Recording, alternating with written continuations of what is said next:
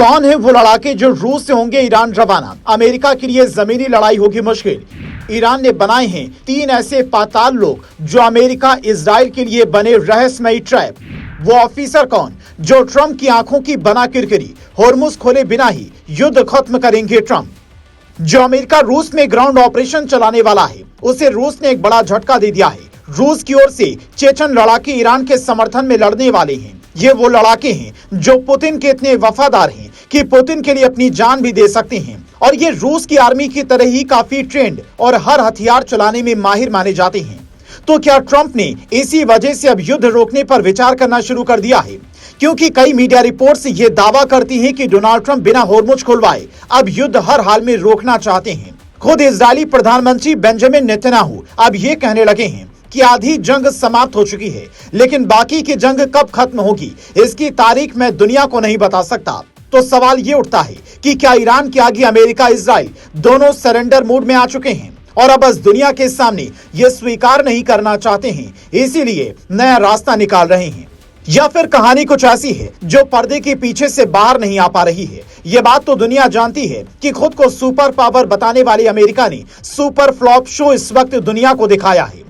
उसकी ताकत का जो अंदाजा दुनिया लगाती थी, उसे ईरान ने काफी चोट पहुंचाई है। और ईरानी आर्मी की ये कमांडो ट्रंप की आंखों की सबसे ज्यादा किरकिरी बने हुए हैं, जिसका नाम है इब्राहिम जुल्फिकारी। ये पहले ट्रंप के स्टाइल को कॉपी करते हुए कहते हैं, हे ट्रंप यू आर फायर्ड। उसके बाद पूछा कि क्या ट्रंप खुद से बातचीत कर रहे हैं, क्योंकि ईरान तो किसी से भी बातचीत नहीं कर रहा है। जब अमेरिकी सैनिकों के खार्ग द्वीप की ओर बढ़ने की खबरें आई तो ईरानी कमांडर ने कहा, वे आए तो वापस नहीं जा पाएंगे, जो भी इस देश में आएगा उसकी टांगे नहीं बचेंगी। यहाँ तक कि ईरानी कमांडर का यह वीडियो भी सोशल मीडिया पर खूब वायरल हुआ, जिसकी ट्रंप विरोधियों ने खूब तारीफ की। और अब इस कमांडर ने यह साफ कर दिया है कि ईरान अभी युद्ध नहीं रोकने वाला। पर सवाल ये उठ रहा है कि जब अमेरिका और इजराइल मिलकर ये दावा कर रहे हैं कि ईरान में सब कुछ खत्म हो गया है, वहां की सेना टूट चुकी है, तो फिर ईरानी कमांडर ट्रंप को क्या सोशल मीडिया पर चिढ़ाकर सिर्फ माहौल बदलना चाहते हैं, या ईरान के पास अभी भी बहुत कुछ बचा है? तो इसकी कहानी भी आपको बताते हैं। ईरान की सैन्य ताकत अभी 3 ऐसी जगहों पर है